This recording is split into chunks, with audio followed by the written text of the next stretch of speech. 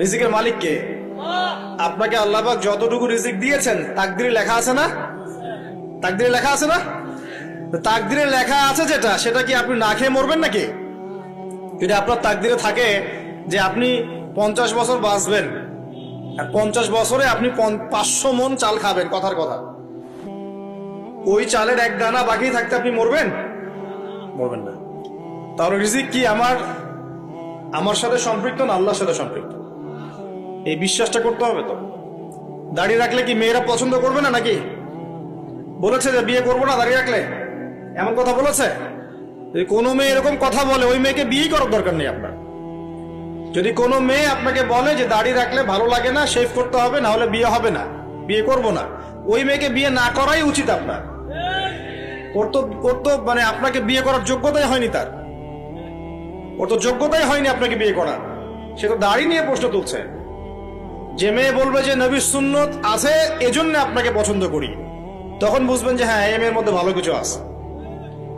যেই মেয়ে দেখবে যে আপনি নামাজি কিনা, যেই মেয়ে দেখবে আপনি নামাজি কিনা, দাঁড়িয়ে আছে কিনা, ইমানদার কিনা, দিনের জন্য কিছু করেন কিনা, হালাল খান কিনা, ওই মেয়ে ইনশাল্লাহ আপনার ঘরে শান্তি দিবে। আর যেই মেয়ে আপনাকে দেখবে আপনার কত বড় সম্পত্তি, কতটা বড় জমি, কত বড় চাকরি, সুদ খান কিনা ওর কোনো আসা যায় না, টাকা হইলেই হইল, এগুলোকে ঘরে ঢুকালে অশান্তি আর অশান্তি। কি চাচ্ছেন, শান্তি না অশান্তি? নবী সাল্লাল্লাহু আলাইহি ওয়াসাল্লাম বলেছেন, দিনদারিতা দেখে মেয়েদেরকে বিয়ে করো। কি দেখে? একই বিষয় ছেলেদের জন্য মেয়েদের জন্য সেম। ছেলে দেখতে হবে দিনদার কিনা, মেয়ে দেখতে হবে দিনদার কিনা, পর্দা করে কিনা, দিনদারিতা আছে কিনা। দুনিয়ার এই ছোটখাটো বিষয় যদি দেখেন, তুচ্ছ বিষয়গুলো, একদিন না একদিন আপনি পস্তাবেন কিন্তু। আর যদি আপনি দিনদারিতা দেখেন, ইনশাল্লাহ আপনি কোনোদিন পস্তাবেন না ইনশাল্লাহ। আল্লাহ পাক তৌফিক দান করেন। আমি এটা একটা বড় সিদ্ধান্ত জীবনের। এই সিদ্ধান্তে যদি ভুল করে ফেলেন সারা জীবন পস্তাতে হবে। অতএব এখানে বেশি আবেগে ফ্যান্টাসিতে ভুগবেন না। ঠান্ডা মাথায় দিনদারিতাকে অগ্রগণ্য করে আপনি ছেলে দেখবেন বা মেয়ে দেখবেন ইনশাল্লাহ। আর গার্ডিয়ান যারা পরিবারের পিতামাতা আছেন তাদেরকেও বলবো, দুনিয়ার এই বিষয়গুলোকে বেশি প্রাধান্য দিতে যাবেন না। কত বড় চাকরি করে, কত বড় জমির মালিক, কত বেশি টাকা, এগুলো পরের বিষয়। আগের বিষয় হচ্ছে আপনার ওই জামাই দিনদার কিনা, আগের বিষয় হচ্ছে তার মধ্যে ইসলাম আছে কিনা, শুরুর বিষয় হচ্ছে আপনার ওই মেয়ের মধ্যে দিনদারিতা আছে কিনা। এটা নসিহত করে গেলাম। যদি আপনি বুদ্ধিমান হন তাহলে আমার নসিহত গ্রহণ করবেন, না হলে কিন্তু সারা জীবন পস্তাতে হবে। যারা বেদিন জামাই বিয়ে করেছে আর বেদিন মেয়ে বিয়ে করেছে, তারা বুঝবে যে আমার কথার মর্ম কতটুকু। তারা এখন ইচ্ছা করেও লাইনে আনতে পারছে না। পারছেন? ওই যে বলছে বিয়ের পরে ঠিক হয়ে যাবে, এত সহজ? এটা কি সুইচ টিপ দিলে ঠিক হয়ে যাবে? মানুষের মনটা খুব জটিল একটা বিষয়। এত সহজেই মানুষের মন চেঞ্জ হয় না। হয় ইল্লা মাশাআল্লাহ, আল্লাহ চাইলে হয়। কিন্তু যদি মনে করেন যে পর্দা করে না, বিয়ে করি তারপর পর্দা করবে, করাই নিব, বানাই নিব, নিজের মতো ঘুরে নিব, এত সহজ নয়। পরে দেখবেন সেই মেয়ে আপনার দাড়ি শেভ করায় ফেলছে, করতে পারে না, আপনাকে পেরেশানিতে ফেলবে। সবার এত টাকা, তোমার টাকা নাই। এই যুগে একটু সুদ খেলে কি হয়, সমিতিতে নাম লেখালে কি হয়, সুদের লোন নিলে কি হয়, সবার একতলা বাড়ি, আমার কেন, সবার 4-5 তলা বাড়ি, আমার কেন একতলা থাকবে, নাও লোন নাও, বাড়ি করি। আপনার স্ত্রী আপনাকে এদিকে ইনফ্লুয়েন্স করবে, করবে না? করবে। এইভাবে তো বহু পরিবারের কর্তা দিন দিন হাডুষ্ট করে মারা যাচ্ছে। টেনশন, পারিবারিক অশান্তি। অতএব দিনদারিতাকে প্রাধান্য দেন ইনশাআল্লাহ। দিনদারিতার সৌন্দর্য কখনো শেষ হয়ে যাবে ইনশাআল্লাহ। আল্লাহ পাক তৌফিক এনায়েত করুন। আমিন। প্রিয় ভাইরা, আলোচনা একটা বড় অংশে এবার আসছি, এদিকে খেয়াল করেন, একটু মনোযোগ দিতে হবে। এখন থেকে আমরা একটু গুরুত্বপূর্ণ জায়গায় যাব। নবী সাল্লাল্লাহু আলাইহি ওয়াসাল্লামের সুন্নতের উপর আমল না করলে আমরা কি জান্নাত পাবো কিনা? আর নবীর সুন্নত কি শুধুমাত্র ইবাদত বন্দেগীর ক্ষেত্রে করলেই হবে, না জীবনের সব ক্ষেত্রে করতে হবে? আমার সাথে কথা বলেন। নবীর সুন্নত কি শুধু ইবাদত বন্দেগীতেই করব, নাকি জীবনের সব ক্ষেত্রে করব? আল্লাহর নবী সাল্লাল্লাহু আলাইহি ওয়াসাল্লাম মাত্র 23 বছরে আইয়ামে জাহিলিয়াতকে সরিয়ে দিয়েছেন কি দেন নাই? আইয়ামে জাহিলিয়াতের শিরক, ওখানকার আপনার সুদ, ওখানকার আপনার জেনা, ওখানকার মাদক, ওখানকার গোত্রীয় হানাহানি 23 বছরের মধ্যে পরিবর্তন হয়েছে কিনা? যখন মক্কা বিজয় হয়েছে তখন কি ওই মক্কার মধ্যে কোনো শিরক ছিল, কোনো মূর্তি পূজা ছিল, কোনো সুদ ছিল, কোনো মেয়ের সাথে খারাপ আচরণ করা হয়েছে, কোনো ধর্ষণ হয়েছে, কোনো ব্যভিচার, গোত্রীয় হানাহানি, না সবাই ভাই ভাই হয়ে গেছে?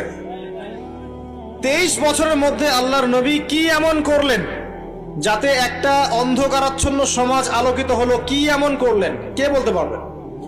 23 বছরের মধ্যে আল্লাহর নবী কি এমন করলেন? তিনি কি কোনো জাদু করেছেন?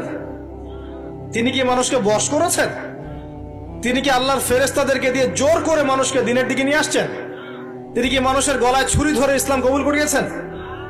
এই কোনো কাজে আমাদের নবী মুহাম্মদ সাল্লাল্লাহু আলাইহি ওয়াসাল্লাম করেন নাই। করেছেন? বরং তিনি মানুষের কলব, মানুষের হৃদয়টাকে পরিবর্তন করে দিয়েছেন। বলেন সুবহানাল্লাহ। মানুষের হৃদয়ের মধ্যে আগে কুফর ছিল, আল্লাহর নবী সেখানে ঈমান ঢুকিয়ে দিয়েছেন। মানুষের হৃদয়ের মধ্যে আগে শিরক ছিল, আল্লাহর নবী সেখানে তাওহীদ ঢুকিয়ে দিয়েছেন। মানুষের হৃদয়ের মধ্যে আগে হারাম ছিল, নবী সাল্লাল্লাহু আলাইহি ওয়াসাল্লাম হালাল ঢুকিয়ে দিয়েছেন। মানুষ আগে বস্তুবাদী ছিল, দুনিয়া কেন্দ্রিক ছিল, আল্লাহর নবী মানুষকে পরকালমুখী করেছেন। মানুষ আগে আল্লাহকে চিনত না, আল্লাহর নবী মানুষকে আল্লাহকে চিনিয়েছেন। মানুষের কবর, হাসর, জান্নাত, জাহান্নাম নিয়ে এত চিন্তা ছিল না, আল্লাহর নবী তাদেরকে পরকালীন জীবন সম্পর্কে সচেতন করেছেন। করেন নাই? কিভাবে করেছেন? উত্তর, নবী সাল্লাল্লাহু আলাইহি ওয়াসাল্লাম দুইটা উৎস দিয়ে করেছেন। কয়টা উৎস ভাই? 1 নাম্বার আল্লাহর কিতাব মানে আল কোরআন, 2 নাম্বার নবীর সুন্নত মানে কি? হাদিস। আমার সাথে কথা বলেন। 1 নাম্বার কি? আল্লাহর কিতাব মানে কি? আল কোরআন। 2 নাম্বার নবীর সুন্নত মানে হাদিস। এই কোরআন এবং হাদিসকে কেন্দ্র করে মাত্র 23 বছরে নবী সাল্লাল্লাহু আলাইহি ওয়াসাল্লাম পুরো জাহেলিয়াতের চিত্রই পাল্টে দিয়েছেন। পাল্টে দিয়েছেন কিনা? আচ্ছা, কিভাবে? উত্তর, নবীজি এবং সাহাবীরা সর্বপ্রথম তারা সবাই কোরআন তেলাওয়াত করা জানতেন। 1 নাম্বার, ঠিক আছে?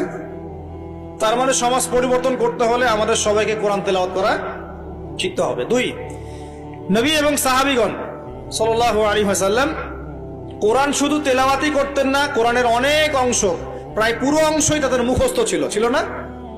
তাহলে আমাদের কোরআন মুখস্থ করা লাগবে কিনা? পুরো অংশ না পারি, অল্প একটু করা লাগবে কিনা? অথবা এতটুকু না পারি, 1 পারা পারবো কিনা? 1 পারাও না পারি, নামাজের জন্য উপযুক্ত সূরাগুলো মুখস্থ করতে পারবো কিনা? পারবো না? সারা জীবনে কম পড়াশোনা করেছি? প্রচুর পড়াশোনা করেছেন, তাহলে কোরআনের ক্ষেত্রে কেন পিছিয়ে থাকবো? থাকা যাবে? যাবে না। ওই যে বারবার একটা কথা বলি, 15-20 বছর পড়াশোনা করে 15টা সূরা শিখছেন না। 15 বছর পড়াশোনা করে আপনি 15টা হাদিস শিখছেন না। শিখেছেন? 15 বছর পড়েছেন, 10 জন জান্নাতের সার্টিফিকেট প্রাপ্ত সাহাবীর নাম বলতে পারছেন না। নবীজির 10 জন স্ত্রীর নাম বলতে পারছেন না, তার জীবনী বলতে পারছেন না, ঈমান ভঙ্গের কারণগুলো বলতে পারছেন না, কোনো কোনো ক্ষেত্রে ওযুর মাসআলাগুলোও বলতে পারছেন না, কোনটা ফরজ কোনটা সুন্নাত। এমন আছে না? এবং এদের সংখ্যা কি কম না বেশি? এদের সংখ্যা কোটি কোটি, এমন কোটি কোটি মানুষ আছে বাংলাদেশের মাটিতে। আমরা সবাই মাশাআল্লাহ দুনিয়াবি ক্ষেত্রে শিক্ষিত হয়েছে ঠিকই, কিন্তু দিনের বেসিক জিনিসগুলো শিখি নাই। আপনি দেখবেন, আমি দেখাবো। কে আছেন বলেন জান্নাতি 10 জন সাহাবীর নাম বলতে পারবেন? একজন ব্যক্তি দাঁড়ায় যান দেখি। যদি বলতে পারেন, আমার পক্ষ থেকে নগদ 1000 টাকা পুরস্কার। জান্নাতি 10 জন সাহাবী, এই দুনিয়াতেই তারা জান্নাতের সার্টিফিকেট পেয়েছেন। আল্লাহ নবী বলেছেন তুমি জান্নাতি, তুমি জান্নাতি, তুমি জান্নাতি। 10 জন বলতে পারবেন কেউ? কিন্তু বিশ্বাস করেন, আমি যদি এখন ধরি, কোনো পুরস্কার দিব না, 1 টাকাও ভাদিয়া নাই। আমাকে বলেন বাংলাদেশ ক্রিকেট টিমের 10টা প্লেয়ারের নাম বলেন, সবাই বলতে পারবে। পারবে না? 10 জন ইন্ডিয়ান নায়কের নাম বলতে বলেন, পারবে। 10 জন ইন্ডিয়ান নায়িকার নাম বলতে পারেন, পারবে। 10 জন আর্জেন্টিনার প্লেয়ারের নাম বলতে পারেন, পারবে। 10টা ব্রাজিলের প্লেয়ারের নাম জিজ্ঞাসা করেন, পারবে। এগুলো পারবে তারা। পারবে কি না? সত্যি কথা বলেন, পারবে কি না? অবশ্যই পারবে। 10টা বাংলা সিনেমার নাম বলেন, পারবে। 10টা হিন্দি সিনেমার নাম বলেন, পারবে। পারবে কি না? সত্যি কথা বলেন, পারবে কি না? অবশ্যই পারবে। না পারলে তো আলহামদুলিল্লাহ, আপনার জন্য দোয়া থাকবে যে পারেন নাই। কিন্তু বেশিরভাগ ছেলে পেলেই পারবে, বেশিরভাগ মেয়েই পারবে। মেয়েদেরকে জিজ্ঞাসা করেন 10টা সুন্দরী মেয়ের নাম বলো, ভারতের, পশ্চিমের, হ্যাঁ, সিনেমার, নাটকের, গায়কের, গায়িকার 10টা সুন্দর সুন্দর মেয়ের নাম বলো, বলে দিবে। পারবে না? জিজ্ঞাসা কর আজকে গিয়ে যে 10 জন জান্নাতের সার্টিফিকেট প্রাপ্ত 10 জন সাহাবীর নাম কি, দেখবেন বেশিরভাগই বলতে পারবে না। এই বিষয়টাকে আপনি কি মনে করছেন? বিগত 10, 20, 30 বছর থেকে আমরা দেখছি যে একটা অসুস্থ প্রজন্ম তৈরি হয়েছে। অসুস্থ প্রজন্ম। কিরকম অসুস্থ? দিনের জ্ঞান অর্জনের কোনো ফিকির করে না, সারাদিন দুনিয়ার জ্ঞান অর্জন নিয়ে পড়ে আছে। এর উদ্দেশ্য একটা সার্টিফিকেট অর্জন করে চাকরি পাওয়া। উদ্দেশ্য এটাও না যে এই জ্ঞান দিয়ে সে দেশ ও জাতির খেদমত করবে, এটা উদ্দেশ্য না। অসুস্থ প্রজন্ম, জিজ্ঞাসা করবেন ইসলামের বেসিক জিনিসগুলো জানে না, বাইরের বড় বড় জ্ঞান তার জানা আছে, পুরো পর্যায় সারণী মুখস্থ কেমিস্ট্রি, 10 জন সাহাবীর নাম বলতে পারবে না, 10 জন নবীর নামও বলতে পারছে না। 10টা সূরা ধরলে প্যান্ট খারাপ হয়ে যাবে। একটা সূরা, সূরা ফাতিহা বিশুদ্ধ করে কোন আলেমের সামনে তেলাওয়াত করতে দেন, দেখবেন 10টা ভুল করে বসে আছে। অনেকে তো আলহামদুলিল্লাহ উচ্চারণ করতে পারে না। কেমন আছেন? আলহামদুলিল্লাহ ভালো আছে, আলহামদুলিল্লাহ ভালো আছে, আলহামদুলিল্লাহ। আলহামদুলিল্লাহ মানে কি? আলহামদুলিল্লাহ মানে সমস্ত প্রশংসা কার জন্য? আল্লাহর জন্য। আর আলহামদুলিল্লাহ মানে সমস্ত ধ্বংস আল্লাহর জন্য। নাউযুবিল্লাহ। অর্থ কি হয়েছে দেখছেন? আলহামদু, আলহামদু মানে ছোট হায়া হাওয়াজ দিয়ে পড়লে অর্থ পরিবর্তন হয়ে যায়, উল্টা অর্থ হয়। আর আলহামদু বললে অর্থ পারফেক্ট হয়। কুল হুয়াল্লাহু আহাদ, কুল বললে একটা অর্থ হয়, আর কুল হুয়াল্লাহু আহাদ বললে আরেক অর্থ হয়। তারপরে কুল ইয়া আইয়ুহাল কাফিরুন লা আ'বুদু মা তা'বুদুন একটা অর্থ হয়। আর যখন বলে কুল ইয়া আইয়ুহাল কাফিরুন লা আ'বুদু মা তা'বুদুন আরেকটা অর্থ হয়। এগুলো আলেমরা বুঝবেন। তো কুরআনই তো পড়তে জানছে না। 15 বছর 20 বছর পড়াশোনা করে আমরা কি প্রজন্ম তৈরি করছে বলেন তো? আগামী 2-3 দিন পর তারা রাস্তাঘাটে কনসার্ট করবে, নাচবে, পিকনিক করবে, হইহুল্লা করবে এবং পশ্চিমাদের সাথে তালে তাল মিলিয়ে বলবে যে 31st night happy new year. তারা বলবে আগামী 2-3 দিন পরেই করবে। কিন্তু আজকে আরবি মাসের কয় তারিখ বলতে পারবে না। আরবি বর্ষপুঞ্জি আছে না, ক্যালেন্ডার, আরবি নববর্ষ কবে, প্রথম মাসটার নাম কি সেটা বলতে পারবে না। রমজান মাস তার আগে কোন মাস, পরে কোন মাস বলতে পারবে না। কিন্তু 31st নাইট তারা চিনে। তারা লাইলাতুল কদর চিনে না, তারা লাইলাতুল কদর চিনে না, 31st নাইট চিনে। আপনি কোন প্রজন্ম তৈরি করছেন দেখেন। এখানে প্রসঙ্গ যেহেতু এসেই গেল বলে দেই এই কথাটা, পরে ভুলে যাব, যে খ্রিস্টপূর্ব প্রায় 46 সালের দিকে এক ব্যক্তি ছিল, তার নাম ছিল জুলিয়াস সিজার। কি নাম? Julius Caesar. এগুলো আমি আসলে অনেকদিন আগে পড়েছি, আমার মাথায় এত লাইভলি নাই, আর এগুলোর চর্চা করা আমি বন্ধ করে দিয়েছি। আমাদের ফিলোসফি কিছু বই ছিল, এগুলোতে হিস্ট্রিগুলো ঘাটা ছিল সবগুলো, আর হিস্ট্রির একজন গভীর ছাত্র। তো এই জুলিয়াস সিজার নামে এক ব্যক্তি ছিল, যে আসলে সিজার নামক এক দেবতার উপাসনা করত। কথা বুঝতে পারছেন? ওদের অনেক দেবতা ছিল, এরকম একটা দেবতার নাম ছিল সিজার। ওর নামে সে নামকরণ রেখেছে জুলিয়াস সিজার। এই নক্ষত্র পূজারী ছিল, তারার পূজা করত। কথা বুঝতে পারছেন? তো তারার পূজা যে করে সে কি তাওহীদপন্থী না মুশরিক? বলেন, সে কি ইমানদার না কাফের, কোনটা? এখন সে একটা ক্যালেন্ডার ফর্ম করেছিল, এর নাম হলো এই গ্রেগরিয়ান ক্যালেন্ডার বলে। তো এখানে প্রথম বর্ষ যেটা, এই প্রথম বর্ষতে উৎসব পালন করা শুরু করেছে এই জুলিয়াস সিজার নামক এই ব্যক্তি প্রথম, এবং সে সমাজ এটা চালু করে দিয়েছে।